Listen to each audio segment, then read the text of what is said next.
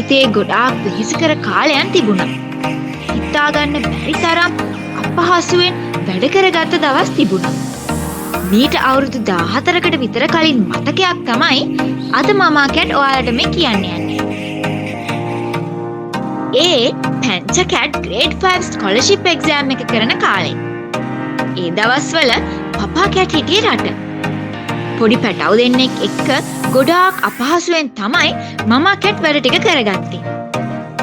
උදව්වට කිසිම කෙනෙක් හිටියේ නැහැ.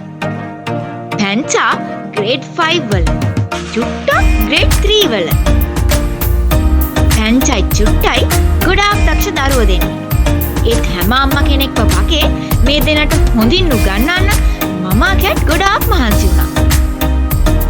පැංචා ගොඩාක් මහන්සි වෙලා පාඩම් කළා. ඊට පස්සේ ඉතා ඉහළින් ඒ එක්සෑම් එක පාස් වුණා. පස්සේ කාලෙදී ඒ විදිහටම චුට්ටත් ඒ එක්සෑම් එක ඉතාමත් හොඳින් පාස් වුණා. ඉතින් ඔන්න ඔහොම පාඩම් කරලා තමයි පැංචයි චුට්ටයි එක්සෑම් පාස් වුණේ. පොඩි ළමයින්ට ඒක එතරම් හොඳ දෙයක් නොවුණත් ඒ පුරුද්ද නිසා අදටත් එයාලා හොඳට පාඩම් කරලා එක්සෑම් පාස් කරගන්නවා. මේ තරඟකාරී විභාගවලට එම නොකරත් බැහැ. මේ දවස්වල පැංචටයි චුට්ටටයි දෙන්නටම සෙමෙස්ටර් එක මැද තියෙන ඒ උනත් සැලකිය යුතු තරම් ලකුණු ගන්න ඕන මිඩ් ටර්ම් එක්සෑම්ස්. එක්සෑම් කිව්වට ඒවායේ වැඩිපුරම අසයින්මන්ට්ස් තමයි ඇතුළත් වෙන්නේ.